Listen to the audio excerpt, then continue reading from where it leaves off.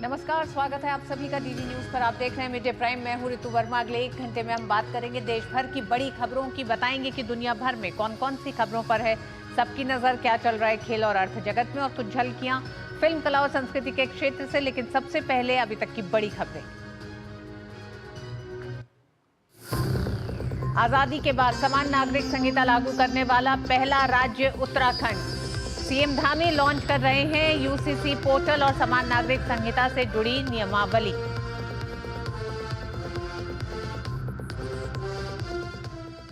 और आइए सीधे आपको लिए चलते हैं, ये प्रयागराज त्रिवेणी के दृश्य आप देख रहे हैं, जहां केंद्रीय गृह मंत्री अमित शाह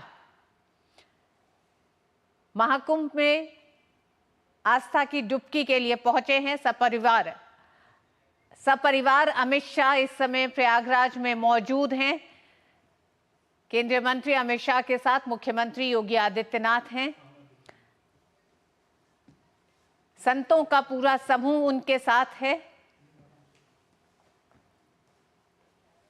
संत अवधेशानंद जी को आप देख रहे हैं, रामदेव जी को देख रहे हैं, आप तमाम संतों को साथ में देख रहे हैं। केंद्रीय गृह मंत्री के उत्तर प्रदेश के मुख्यमंत्री योगी आदित्यनाथ भी मौजूद हैं। और करीब 4 से 5 घंटे तक केंद्रीय गृह मंत्री अमित शाह प्रयागराज में होंगे। प्रयागराज वो सपरिवार पहुंचे हैं महाकुंभ में। हम जानते हैं कि अभी पिछले ही दिनों उत्तर प्रदेश के मुख्यमंत्री अपनी पूरी कैबिनेट के साथ उन्होंने कैबिनेट की बैठक की और फिर पूरे कैबिनेट के मंत्रियों के साथ महाकुंभ में आस्था की डुबकी लगाई थी। और आज केंद्रीय गृह मंत्री महाकुंभ में मौजूद हैं। आस्था की इस डुबकी के साथ तमाम संत समाज उनके साथ मौजूद है इस समय। मंत्रोच्चारण और पूजा पाठ के साथ गृह मंत्री इस समय आस्था की डुबकी लगा रहे हैं। क्या मारामारी है यार,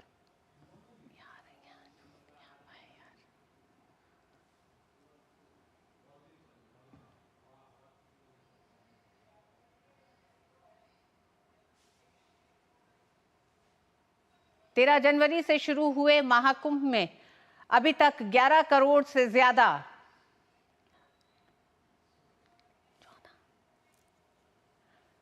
14 करोड़ से ज्यादा श्रद्धालु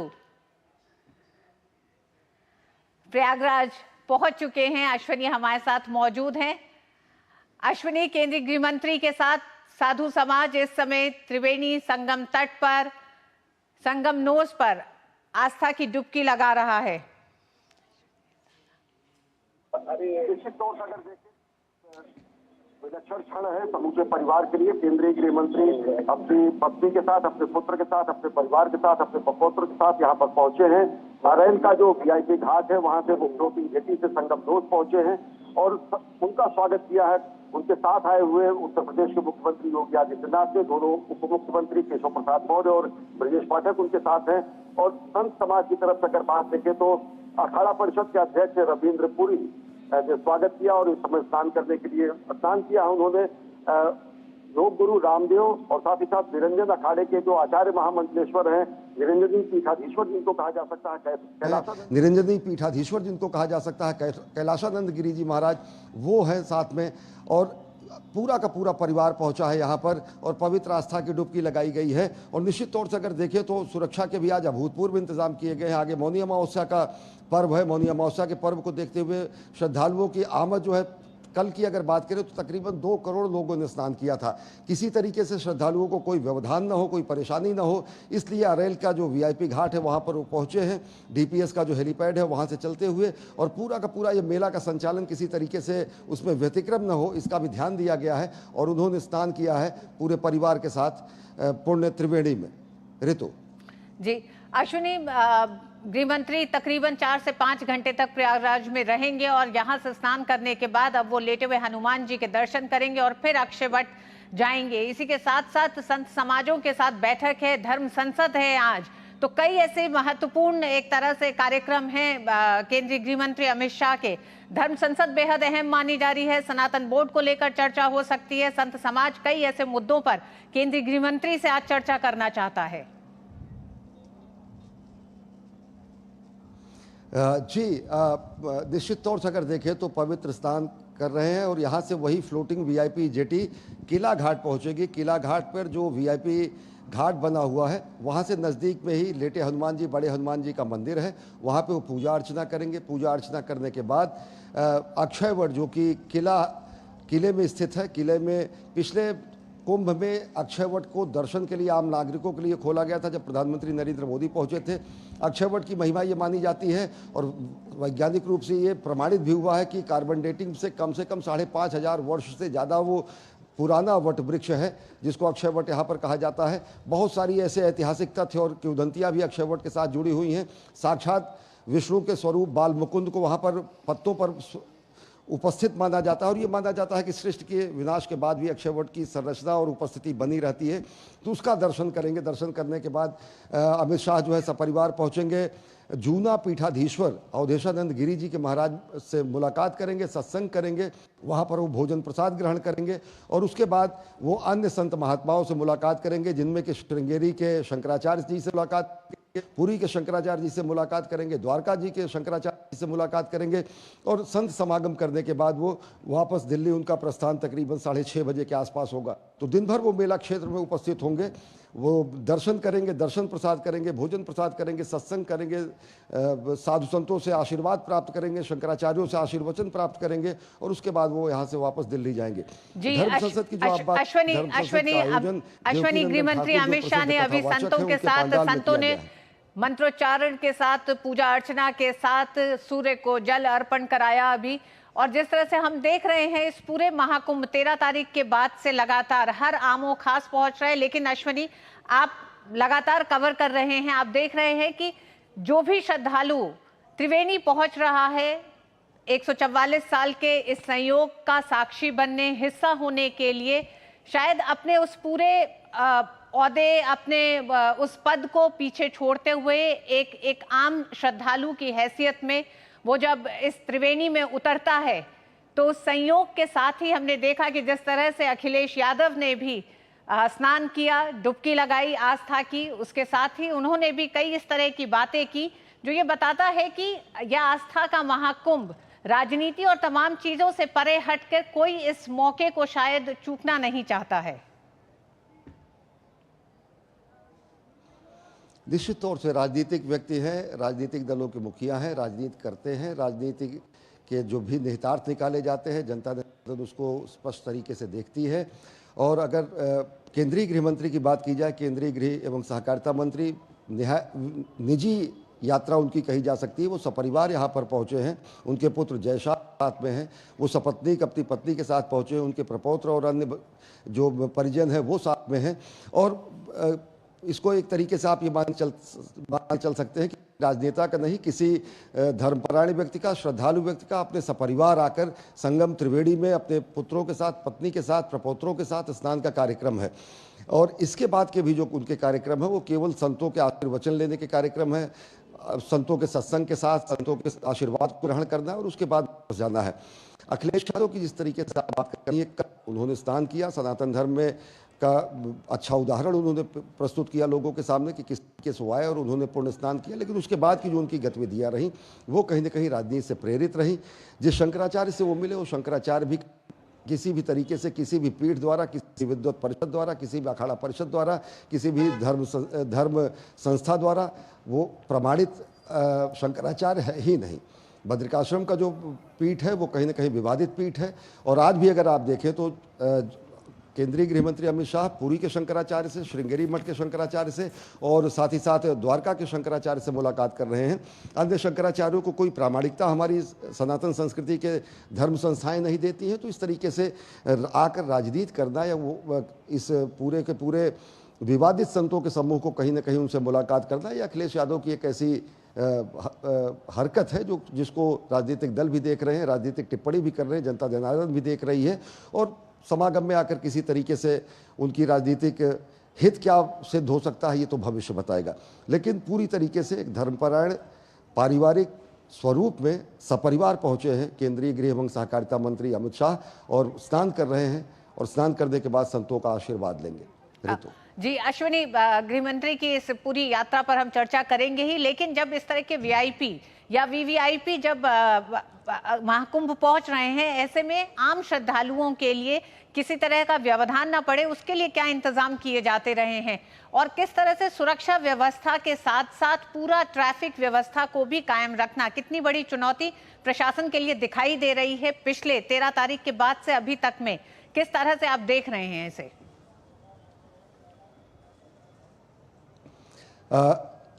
श्रद्धालुओं को किसी तरीके का व्यवधान न हो, उनके आने जाने में कोई खलल न पड़े, उनको किसी तरीके से दिक्कतों का सामना न करना पड़े, यही सबसे प्रमुख ध्येय है मेला प्रशासन का, राज्य सरकार का और सभी एजेंसियों का।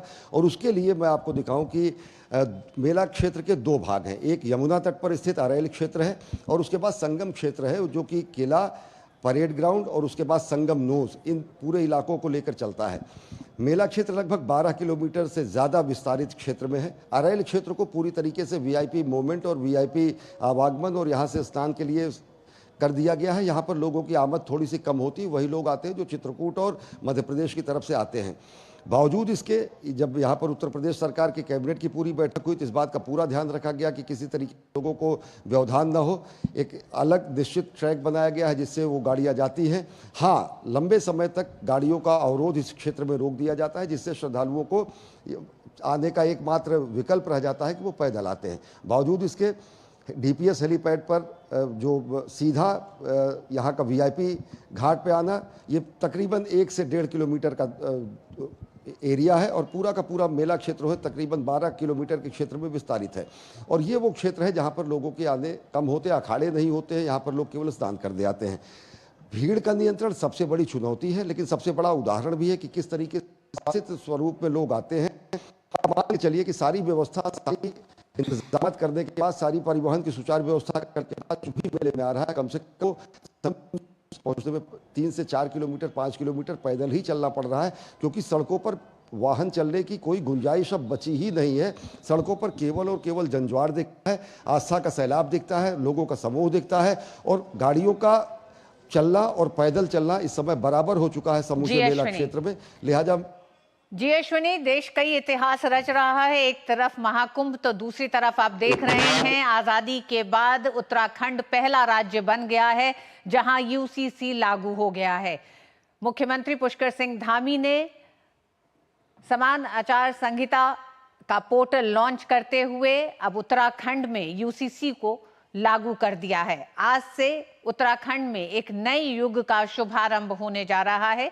यूसीसी समरसता और समानता के एक नए युग की शुरुआत करने जा रहा है।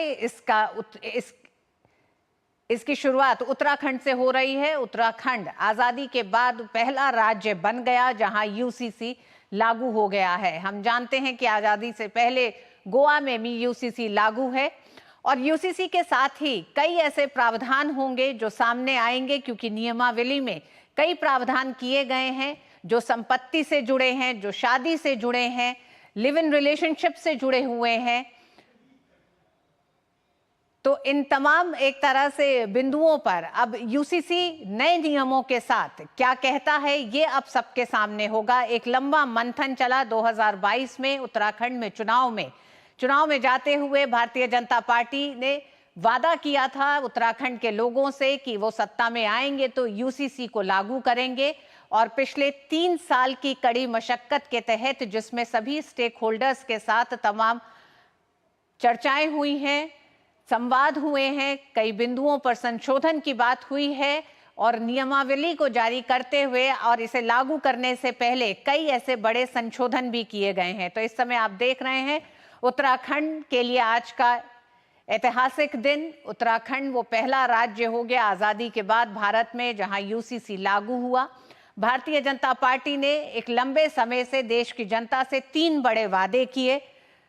उसमें राम मंदिर निर्माण का एक वादा था, धारा 370 को हटाने का एक वादा था और देश में यूसीसी लागू करने का। तो 2 वादों के साथ आज ये तीसरा वादा भी भारतीय जनता पार्टी ने देश की जनता के साथ किए हुए अपने उस वादे को उत्तराखंड में यूसीसी को लागू करते हुए पूरा किया है। अब देखना होगा कि आगे किस तरह से अन्य राज्यों में यूसीसी लागू होता है।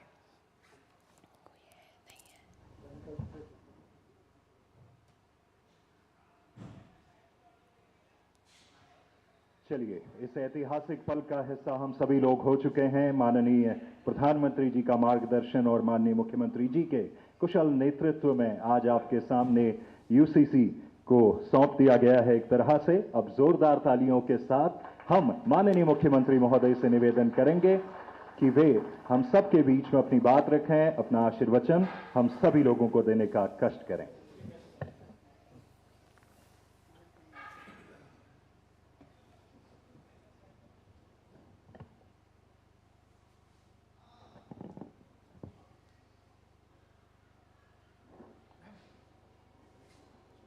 समान नागरिक संहिता आज लागू हो गई है। उसके बहुत ही ऐतिहासिक अवसर पर मंच पर आज इस कार्यक्रम में आसीन मेरे साथ भारतीय जनता पार्टी के प्रदेश के अध्यक्ष और राज्यसभा के सांसद आदरणीय महेंद्र भट्ट जी, हमारे बहुत वरिष्ठ नेता और राज्यसभा के सांसद आदरणीय नरेश बंसल जी, मेरे साथ उत्तराखंड सरकार में सभी हमारे कैबिनेट के सहयोगी गण आदरणीय प्रेमचंद अग्रवाल जी, गणेश जोशी जी, श्री सुबोध उनियाल जी, रेखा जी, सौरभ जी, मुख्य सचिव राधा रतूड़ी जी, और जो नियमावली बनी और ड्राफ्ट कमेटी बनी, नियमावली बनाने वाली कमेटी के अध्यक्ष के नाते और ड्राफ्ट कमेटी के सदस्य के नाते हमारे राज्य के मुख्य सचिव श्री शत्रुघ्न सिंह जी, जिन्होंने बहुत विस्तार से मैं समझता हूं कि अभी और समय भी होता तो वो 2-3-4 घंटे अच्छे से बोलते इसमें। आप सब लोगों ने ऐसा महसूस किया होगा। हमारे सभी आदरणीय विधायकगण, राज्य सरकार में हमारे सभी दायित्ववान सभी वरिष्ठ महानुभाव और ड्राफ्ट कमेटी और कमेटी दोनों में ही जिन्होंने बहुत परिश्रम किया। अभी शत्रुघ्न सिंह जी ने बताया, प्रोफेसर सुरेखा डंगवाल जी और मनु गौड़ जी, सच में एक बार मैंने इनसे नहीं, इनकी श्रीमती जी से, बहन जी से पूछा एक दिन कि इनका वजन इतना बढ़ गया है। मुझे चिंता हुई इनकी, मेरे मित्र भी हैं, तो उन्होंने मुझे बताया कि रात में ये 1-1.5-2 बजे खाना खाते हैं। तो मैंने कहा क्यों? बोले वो रात तक जो है ऑफिस में बैठे रहते हैं, बाहर कुछ खाते नहीं है। तो आप अंदाजा लगा सकते होंगे कि कितना इन्होंने परिश्रम किया होगा। और अजय मिश्रा जी हमारे वहाँ दिल्ली में रेजिडेंट कमिश्नर का भी काम देखते हैं, उसके अलावा अनेक अन्य विभागों में भी देखते हैं। लेकिन उसके बाद भी मैं थोड़ा आज इन सब लोगों के बारे में थोड़ा बता दूं, क्योंकि आज ये हमारा ऐसा कार्यक्रम है कि सभी को जानकारी जरूर होनी चाहिए। वैसे तो आपने गागर में सागर भर दिया, लेकिन फिर भी मुझे लगता है कि मुझे भी बोलना चाहिए।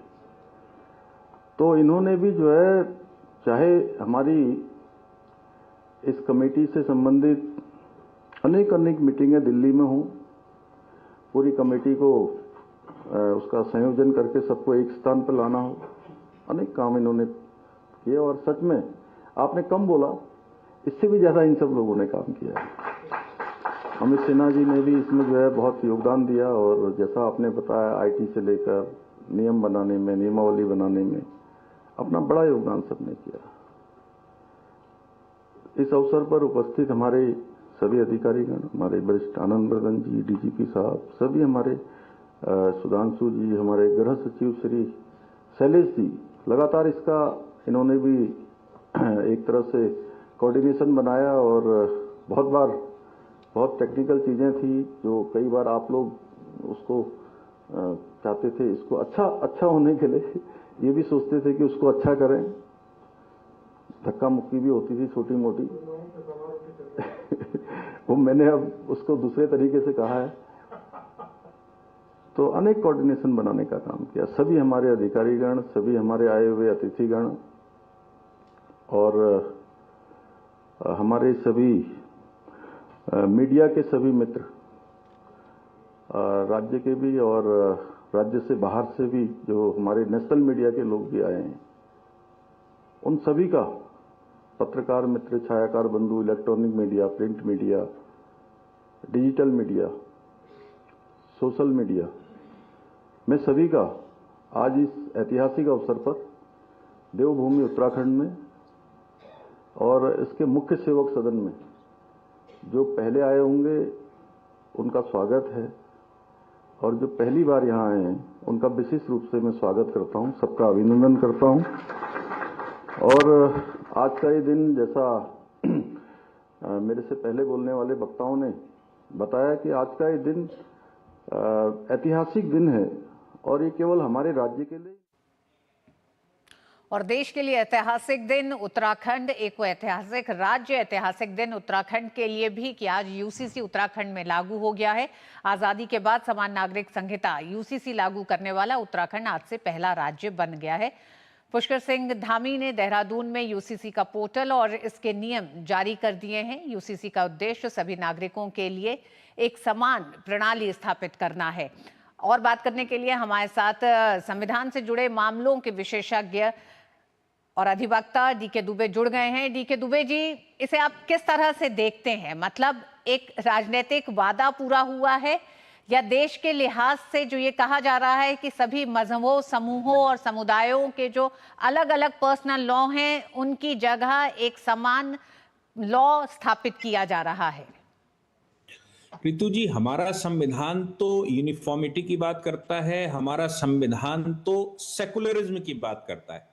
अब सेकुलरिज्म जहां पर शब्द इस्तेमाल हुआ हो तो वहां पर कानून नॉन सेकुलर कैसे हो सकते हैं, इस बात को लेकर आर्टिकल 44 में एक मैंडेट है। और जिस समय ये आर्टिकल 44 रखा गया था उस समय डॉक्टर अम्बेडकर तो ये चाहते थे कि ये फंडामेंटल राइट्स में रखा जाए, लेकिन नहीं हो पाया तो डायरेक्टिव प्रिंसिपल्स में चला गया। डायरेक्टिव प्रिंसिपल में केवल वो लिखा नहीं है, डायरेक्टिव प्रिंसिपल में लिखने के बाद ऑनरेबल सुप्रीम कोर्ट की कॉन्स्टिट्यूशनल बेंच ने कई बार इस बात का स्ट्रक्चर पास किया है और ये कहा है कि भाई जब सेकुलर देश है तो नॉन सेकुलर लॉ कैसे हैं? देश के प्रत्येक नागरिक के लिए एक से कानून होने चाहिए। और इस बात को अगर वेरीफाई करना चाहें तो ये भी है कि अगर कोई पीड़ित है या पीड़िता है तो वो कहां जाए? अगर कानून होगा तभी तो वो पीड़ित या पीड़िता कोर्ट के पास एक्सेस कर पाएगी। इसलिए यूनिफॉर्म कानून बनाना या फिर सेकुलर कानून बनाना ये राज्य की जिम्मेदारी आज से नहीं है, 1950 से ये जिम्मेदारी बनती है। जब से संविधान पास होकर गया तब से ये मैंडेट है। इसलिए मैं कहता हूं कि हम 75 साल लेट हो गए इसको पास करने में, ये पहले और बहुत पहले पास हो जाना चाहिए जी। लेकिन उसकी शुरुआत उत्तराखंड ने कर दी है। डीके दुबे जी, आप हमारे साथ जुड़े रहिएगा। हम एक बार फिर रुख करेंगे प्रयागराज का। हम जानते हैं केंद्रीय गृह मंत्री अमित शाह इस समय प्रयागराज में मौजूद हैं। महाकुंभ में श्रद्धा की डुबकी लगाने के बाद इस समय आप देख रहे हैं केंद्रीय गृह मंत्री अपनी धर्मपत्नी के साथ संत समाज से इस समय मुलाकात कर रहे हैं। संत समाज के साथ ही केंद्रीय गृह मंत्री अमित शाह ने त्रिवेणी में डुबकी लगाई और इस समय भी पूजा अर्चना के लिए वो अपनी पत्नी के साथ घाट पर मौजूद हैं। केंद्रीय गृह मंत्री के आज प्रयागराज की अपने इस यात्रा में कई कार्यक्रम हैं। महाकुंभ में पूजा पाठ और पवित्र डुबकी के बाद, जल अर्पण करने के बाद गृहमंत्री यहां से बड़े हनुमान जी के मंदिर जाएंगे, अक्षय वट के दर्शन करेंगे और फिर संत समाज के साथ उनकी बैठक है। हम जानते हैं कि आज प्रयागराज में धर्म संसद भी है और धर्म संसद में तमाम संत समूह कुछ बड़े मुद्दों पर केंद्रीय गृह मंत्री से चर्चा करना चाहता है। उत्तर प्रदेश के मुख्यमंत्री योगी आदित्यनाथ भी मौजूद हैं।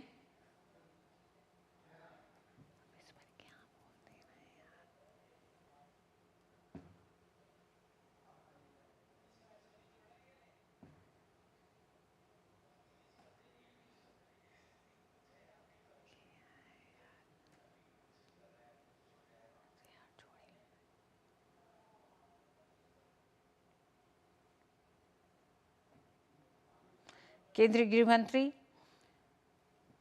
अपनी पत्नी के साथ पूजा पाठ के बाद यहां से स्टीमर से किला घाट जाएंगे, अक्षय वट का दर्शन करेंगे और उसके बाद केंद्रीय गृह मंत्री जूना अखाड़ा पहुंचेंगे, साधु संतों से मुलाकात और भोजन करेंगे।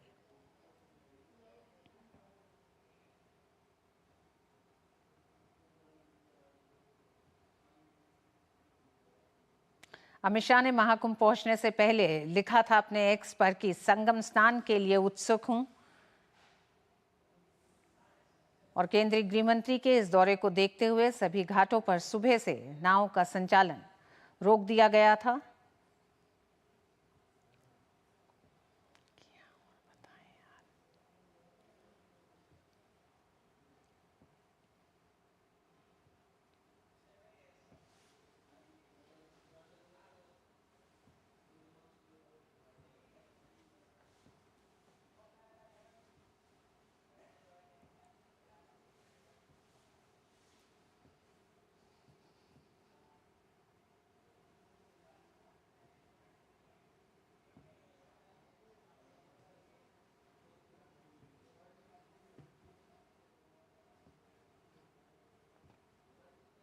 प्रयागराज में अरेल घाट पर केंद्रीय गृह मंत्री अमित शाह अपनी पत्नी के साथ स्नान के बाद पूजा अर्चना कर रहे हैं और इस समय आप देख रहे हैं वो अपने सब परिवार महाकुंभ वो पहुंचे हैं।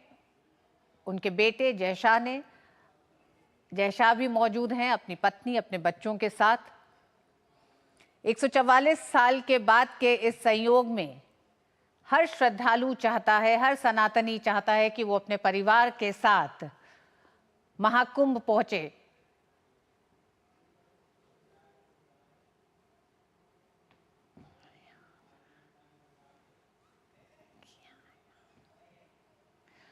हम जानते हैं 2 दिन बाद मौनी अमावस्या पर दूसरा अमृत स्नान है, इसलिए मेले में श्रद्धालुओं की संख्या तेजी से बढ़ रही है।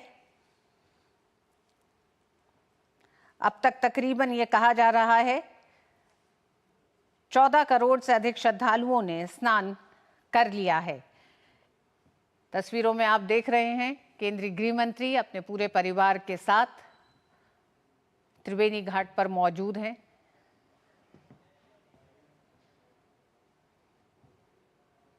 किसी को तो जोड़ दो भाई।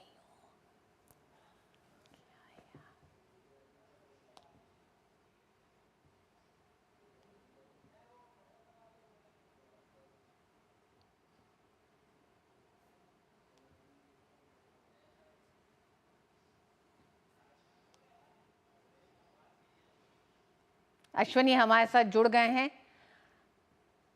अश्विनी, इस समय जो दृश्य दिखाई दे रहे हैं, केंद्रीय गृह मंत्री अमित शाह इस समय परिवार के साथ त्रिवेणी घाट पर मौजूद हैं, अरेल घाट पर पूजा अर्चना कर रहे हैं और शायद मुझे लगता है अश्विनी कि किसी भी श्रद्धालु को उसके पद और उसके एक तरह से उसका जो व्यक्तित्व है उससे इतर यहाँ पर मौजूद, जिस तरह से हम अमित शाह को भी देख रहे हैं अपने पूरे परिवार के साथ, बेहद ही छोटा सा बच्चा भी उन लोगों की गोद में है, तो इस समय वो मौजूद हैं इस पूजा अर्चना में 144 साल के बाद का जो इस सहयोग है उसका हिस्सा बनने के लिए। निश्चित तौर से जो तस्वीरें आप देख रहे हैं कि किस तरीके से केंद्रीय गृह मंत्री सपरिवार सपत्नी अपने पुत्र और पौत्र के साथ अन्य बंधु बांधवों के साथ त्रिवेणी अर्चना कर रहे हैं, त्रिवेणी पूजन कर रहे हैं। और सबसे बड़ी बात यही है कि कहा गया है कि गंगे तो दर्शनात् मुक्ति, और वो गंगा का बाकायदा त्रिवेणी का पूजन कर रहे हैं, न केवल गंगा का ही, जहाँ पर गंगा यमुना और सरस्वती का समागम हुआ है। अर्घ्य दे रहे हैं, अर्घ्य देने के साथ साथ वहां पर पुष्प अर्पित कर रहे हैं। पुष्प अर्पण के साथ साथ गंगा में दुग्ध, जिसको कहते हैं दुग्धाभिषेक किया जाना, गंगा का अभिषेक किया जाना, गंगा का पूजन किया जाना, इस समय विधि विधान से वैदिक परंपरा के साथ दुग्धाभिषेक कर रहे हैं त्रिवेणी तट पर।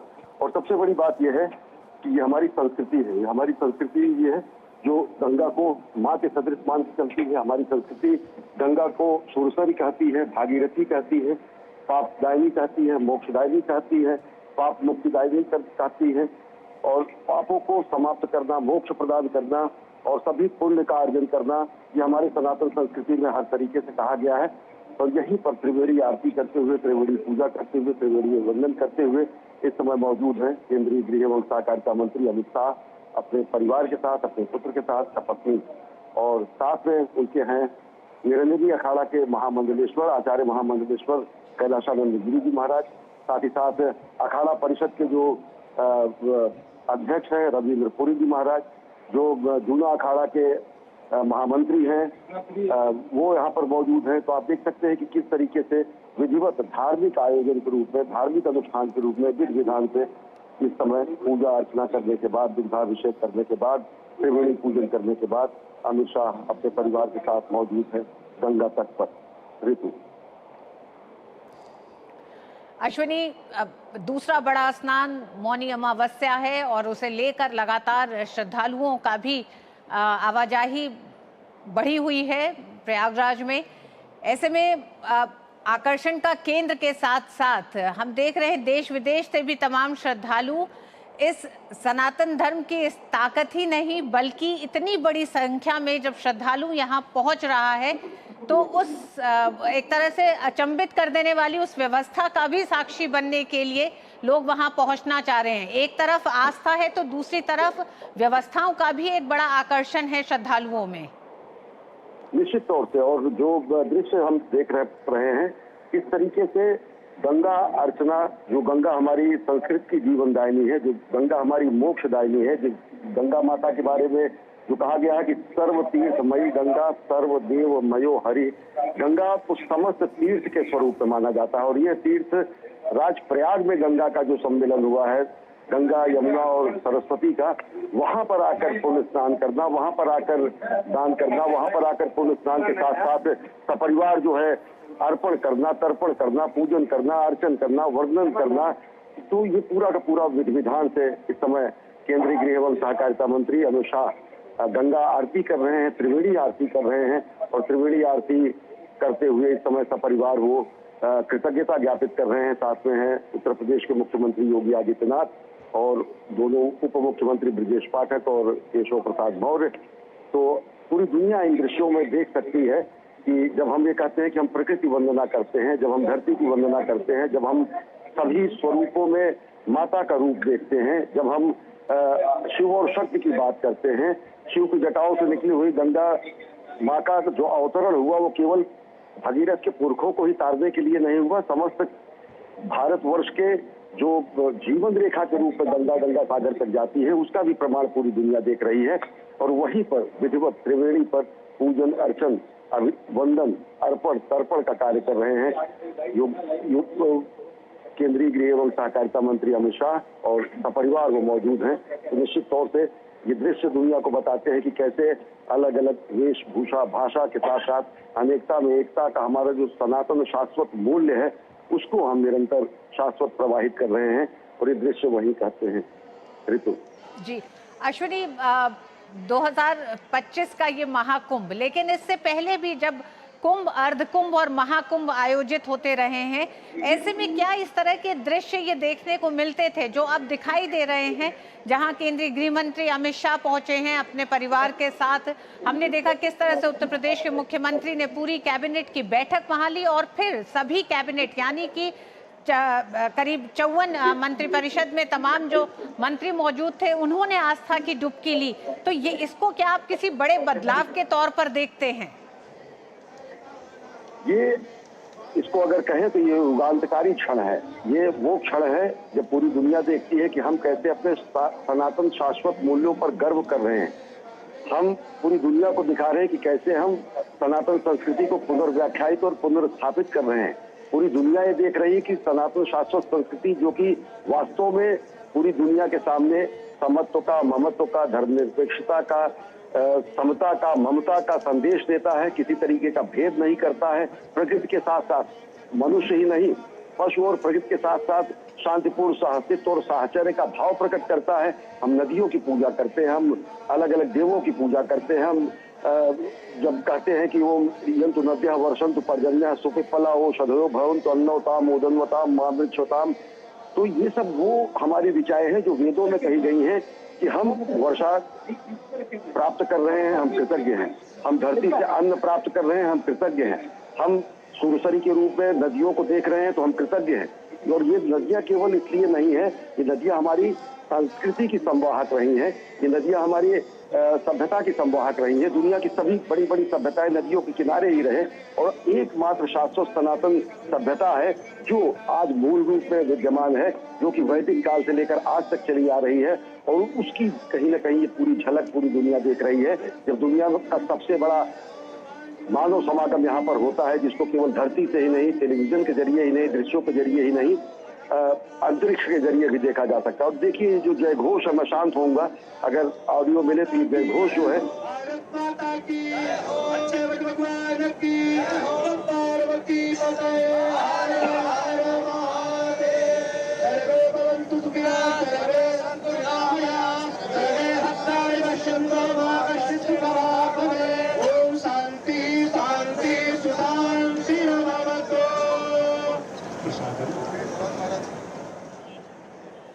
तो देखिए ये जो जय घोष है ऋतु, ये वो जय घोष है जब हम कहते हैं धर्म की जय हो, अधर्म का नाश हो, प्राणियों में सद्भावना हो, विश्व का कल्याण हो। जब हम दोनों हाथ उठाकर गंगा और हर हर महादेव का जय जय घोष करते हैं तो दुनिया ये देखती है कि केवल हमारी सत्य सनातन शाश्वत संस्कृति ही है जो अपनी पूजा अभ्यर्थना में, अर्चना में विश्व कल्याण की कामना करती है। हमने विश्व कल्याण की कामना की और वो पूरी दुनिया देखती है कि किस तरीके से हम ये मान के चलते हैं। विश्व बंधुत्व की बात हम करते नहीं है, वो विश्व बंधुत्व की बात हमारे रगों में है, हमारे स्वरूप में है, हमारे चिंतन में है, हमारे पूजन में, हमारे अर्चन में है। और यही भारत भारतीयता है और यही निश्चित तौर से सत्य सनातन शाश्वत संस्कृति है। और उसी का ये महापर्व है। पूजन अर्चन करके अब जा रहे हैं अमित शाह, अक्षय वट के दर्शन करेंगे, लेके हनुमान जी के दर्शन करेंगे, संतों से सत्संग करेंगे। तो यहाँ से जी अश्विनी, जी अश्विनी, बिल्कुल। केंद्रीय गृह मंत्री अमित शाह प्रयागराज में अभी मौजूद हैं। स्नान करने के बाद, पूजा अर्चना करने के बाद अब वो अक्षय वट का दर्शन करने जाएंगे, लेटे हुए हनुमान जी का दर्शन करने जाएंगे। आप हमारे साथ जुड़े रहिएगा। वक्त एक छोटे से ब्रेक का है, ब्रेक के बाद होंगी कुछ और खबरें। धन्यवाद अश्विनी।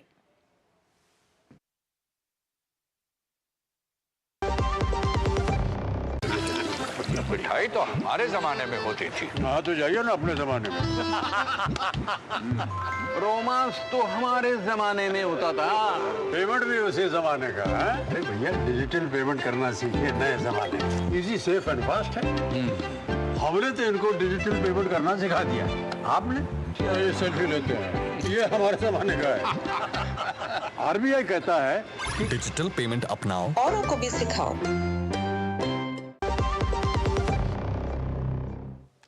और आजादी के बाद उत्तराखंड पहला राज्य बन गया है जहां यूसीसी लागू हो गया है।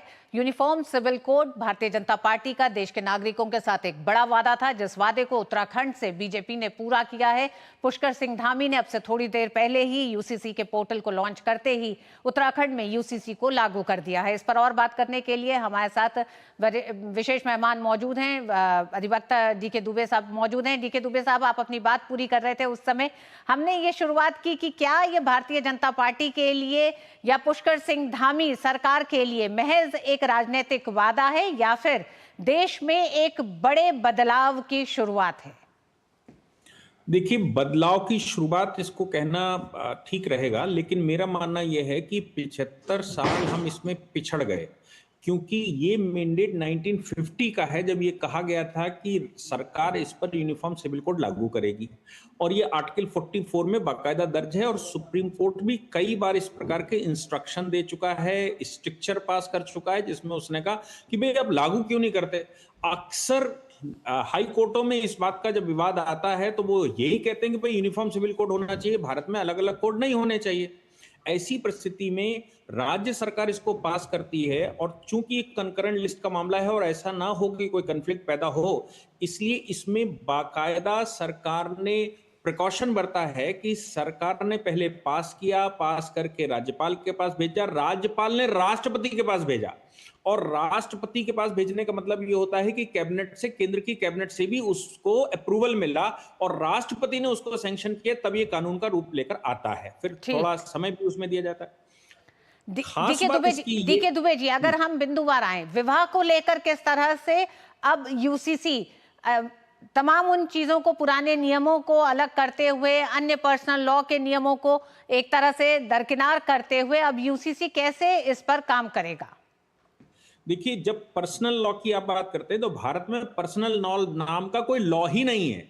सिर्फ 1937 का एक कानून है जिसमें 5-7 धाराएं हैं, जिसमें ये कहा गया कि शरीयत लागू होगी एक पार्टिकुलर रिलीजन पर। इसके अलावा एक कानून बाद में आया जिसको कि मुस्लिम मैरिज मेंटेनेंस एक्ट में मुस्लिम मैरिज एक्ट कहा गया। इसके अलावा कोई कानून ही नहीं है पर्सनल। तो मेरा मानना यह है कि ऐसी परिस्थितियों में तमाम तरह के जो उनके रिलीजियस गुरु रहते हैं, रिलीजियस स्पिरिचुअल पर्सन रहते हैं, वो अपने हिसाब से 1000 इंटरप्रिटेशन करते हैं।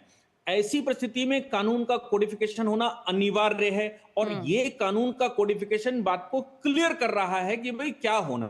लेकिन हाँ, हिंदू पर्सनल लॉ के मामले में 4 कानून हमारे पास हुआ करते थे, और वो अलग अलग हुआ करते थे। हम मैरिज एक्ट को अलग लेकर आते थे, सक्सेशन एक्ट को अलग लेकर आते थे, एडॉप्शन मेंटेनेंस को अलग लेकर आते थे, और हम उसके अलावा कानून लेकर आते थे जो गार्जियनशिप के थे। अभी इन्होंने क्या किया है, 2 कानूनों को इसमें इनकॉर्पोरेट कर दिया है, उसका पार्ट बनाकर। एक पार्ट मैरिज को लेकर है पूरा, एक पार्ट सक्सेशन को लेकर है, नया पार्ट लिविंग रिलेशन, चूंकि सुप्रीम कोर्ट से भी उसके तमाम केसेस है, लिविंग रिलेशन को लेकर एक पार्ट बनाया गया। लेकिन अच्छी बात यह है कि राज्य सरकार ने सेक्शन 390 में इसमें यह बात कह दी है कि इससे पहले कोई कस्टम हो, कोई कानून हो, कोई प्रैक्टिस हो, वो अब हमारे राज्य में आज से सीज की जाती है जिस दिन वो एनफोर्समेंट में आएगा। तो आप ये कह रहे हैं डीके दुबे जी कि अब उत्तराखंड में बहुविवाह नहीं होगा? नहीं होगा, ये बात मैरिज एक्ट में उन्होंने लिख दी है। और अब ये बात कही गई है उसमें, हिंदू मैरिज एक्ट का सेक्शन 5 जो कहता था, उसमें सपिंड रिलेशन होता था, वो सपिंड रिलेशन भी इसमें खत्म कर दिया गया। ऐसा नहीं है कि वो सबके लिए सपिंड रिलेशन अब इसमें खत्म कर दिया जी। तो आपका कहना है कि हिंदू मैरिज लॉ में भी जो सगोत्र विवाह को एक एग्जेम्प्ट करता हुआ जो एक तरह से एक राइडर था, उसे भी खत्म कर दिया गया है। उसी तरह इस्लाम में भी अगर बहुविवाह का कोई प्रावधान शरिया के तहत था तो अब वो नहीं होगा। नहीं होगा, ये बात इसमें उन्होंने क्लियर कर दी है। और जहां तक शादी की बाकी बातें उन्होंने कही हैं, if the custom and practices provided eight, तो उन्होंने कहा है प्रोहिबिटेड डिग्री में शादी नहीं हो सकती। अब प्रोहिबिटेड डिग्री हिंदुओं में 5 पीढ़ी पिता की और 3 पीढ़ी माता की होती है। मुसलमानों में जो प्रोहिबिटेड डिग्री है वो दूध का रिलेशन होता है। तो आप अपनी प्रैक्टिस कर सकते हैं, ऐसा नहीं कि आपकी सारी प्रैक्टिस उन्होंने रोक दी। उन्होंने कहा जो प्रोहिबिटेड डिग्री की प्रैक्टिसेस हैं और प्रैक्टिस में चल रहा है जिस स्तर की भी है, वो लागू रहेगी। लेकिन अब बहुविवाह का जहां तक मामला आता है, तो हमारे देश में जो कंडीशन थी, वो कंडीशन में उन्होंने कहा है कि भाई जिसकी स्पाउस है, लिविंग स्पाउस है, वो प्रोहिबिटेड है, अब वो विवाह नहीं कर सकता। ये कानून में अब इस समय आ चुका है। जी। इसी के साथ लिव इन रिलेशनशिप को लेकर जो प्रावधान किए गए हैं, अगर उस पर भी आप डीके दुबे साहब बताएं, क्योंकि ये भी माना जा रहा है कि ये बहुत ही किसी के निजी जीवन में दखल करता यूसीसी है। नहीं, देखिए, अब लिविंग रिलेशन को चूंकि कोर्ट ने कह दिया है कि भाई दोनों मेजर हैं, इसलिए रोका नहीं जा सकता, वो अपनी लाइफ को कैसे जिएंगे ये उनका पर्सनल राइट है। अब पर्सनल राइट तो है, लेकिन जो रिपरकेशन होते हैं, उनके बीच में झगड़े होते हैं, उनके बीच में कुछ धन का लेन देन होता है, उनके बीच में शेयरिंग होती है, उनके बच्चे पैदा होते हैं, उनका क्या होगा? जब कन्फ्लिक्ट पैदा होता है, आप अगर तसल्ली से रह रहे हैं और कोई कन्फ्लिक्ट नहीं है तो किसी को कोई समस्या नहीं, but what about in case of conflict? उनके बीच में अगर विवाद होता है तो क्या होगा? तो फिर ऐसी पोजीशन में कानून बनाना अनिवार्य है ताकि कोई भी पार्टी कोर्ट जा सके। अब उन्होंने कहा कि लिविंग रिलेशन को रजिस्टर करवा लीजिए, हमें कोई समस्या नहीं है, आप लिविंग रिलेशन में रहिए, लेकिन आपको वो रजिस्टर करवाना पड़ेगा, बताना पड़ेगा कि हम लिविंग रिलेशन में हैं। आपको उसका मेंटेनेंस भी देना पड़ेगा। अगर कोई विवाद पैदा होता है तो मेंटेनेंस की लायबिलिटी आपकी होती। अगर कोई लिविंग रिलेशन के बाद बच्चे पैदा होते हैं तो ऐसी परिस्थिति में उनको पेरेंट्स का नाम देना, अगर पेरेंट का लिविंग रिलेशन में बच्चे पैदा होने के बाद बड़ा रिपरकशन ये था कि लोग अनाथालय छोड़ आते थे, बहुत सारी हत्याओं के भी मामले, एबॉर्शन के मामले सामने आते हैं, तो वो सब लीगलाइज कर दिए। भाई लीगलाइज है, पिता का नाम मिलेगा, मां का नाम मिलेगा, सीधी सी बात है। लिविंग रिलेशन में उन्होंने कोई बाधा नहीं पैदा करी, उसको रेगुलराइज कर दिया बस। ठीक, डीके दुबे साहब बहुत बहुत धन्यवाद, क्योंकि यूसीसी पे लंबी बहस होनी है और लंबी चर्चाएं होनी हैं। आज से उसका पोर्टल जारी हो गया है, नियमावली जारी हो चुकी है, तो अब जनता भी देखेगी कि यूसीसी किस तरह से कुछ नए बड़े बदलाव और नियमों में किस तरह के बदलाव हो रहे हैं और कैसे लोग उसे एक तरह से स्वीकार करते हैं। बहुत बहुत धन्यवाद डीके दुबे जी हमारे साथ चर्चा करने के लिए। उधर आम आदमी पार्टी ने दिल्ली के लिए अपना घोषणा पत्र जारी कर दिया है। पार्टी संयोजक अरविंद केजरीवाल ने दिल्ली के लिए 15 गारंटियों का ऐलान किया है। इसमें रोजगार, महिला सम्मान, बुजुर्गों को मुफ्त इलाज, मुफ्त पानी की गारंटी का वादा किया गया है। इसके अलावा संजीवनी योजना के तहत बुजुर्गों को फ्री इलाज दिया जाएगा। उन्होंने कहा, सरकार बनने के बाद किराएदारों को भी फ्री बिजली पानी देने की व्यवस्था की जाएगी। आपके घोषणा पत्र में ऑटो चालकों के बच्चों को फ्री कोचिंग का भी ऐलान किया गया है। ऑटो रिक्शा, ई रिक्शा चालकों की बेटियों की शादी पर 1 लाख देंगे, बच्चों को कोचिंग देंगे, 10 लाख का लाइफ इंश्योरेंस और 5 लाख का हेल्थ इंश्योरेंस परिवार के लिए कराया जाएगा।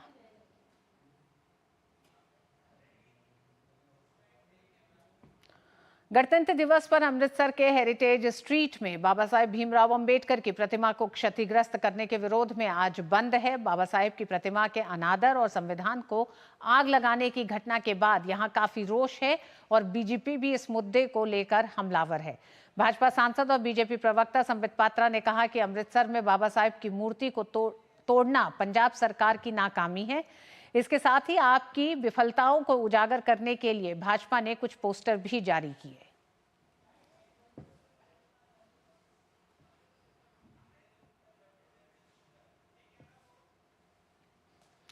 अमरेंद्र, एक तरफ दिल्ली के चुनाव में आज आम आदमी पार्टी ने अपना घोषणा पत्र जारी किया। आम आदमी पार्टी पर पिछले 10 साल में तमाम योजनाओं को लेकर फ्री बीस पर जो एक बहस है, मुझे लगता है कि इस घोषणा पत्र में उसमें और ज्यादा बढ़ोतरी दिखाई देती है।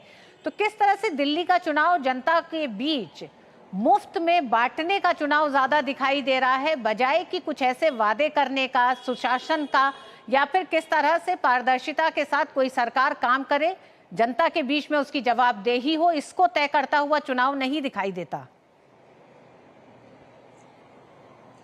रितु, बहुत अहम सवाल आपने पूछा और मैं यही बताना चाहता हूं कि पिछले 10 सालों में जिस तरह से आम आदमी पार्टी की सरकार रही और आज अरविंद केजरीवाल जब अपनी पार्टी का घोषणा पत्र जारी कर रहे थे तो देखिए उन्होंने ये बात स्वीकार की कि पानी, सड़क और बिजली ये तीनों देने में नाकाम रहे, तो ये अपनी नाकामियों को वहां बता रहे थे।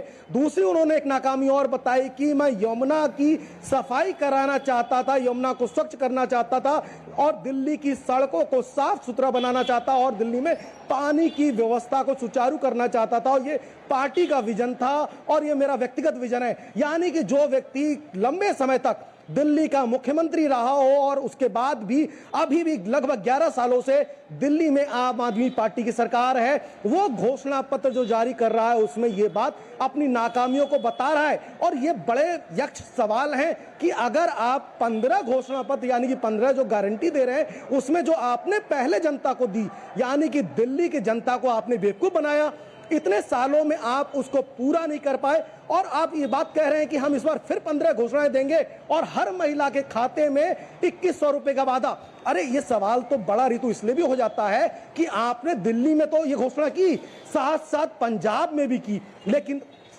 रिजल्ट क्या रहा रितु? रिजल्ट ये रहा कि पंजाब की आधी आबादी यानी कि पंजाब की महिलाओं ने आकर दिल्ली में मुख्यमंत्री, जो पूर्व मुख्यमंत्री और केजरीवाल संयोजक है पार्टी के, उनका घेराव किया, उनसे सवाल किया कि वो कहां है आपका वादा, तो कौन से वादे को लेकर आप आना चाहते हैं।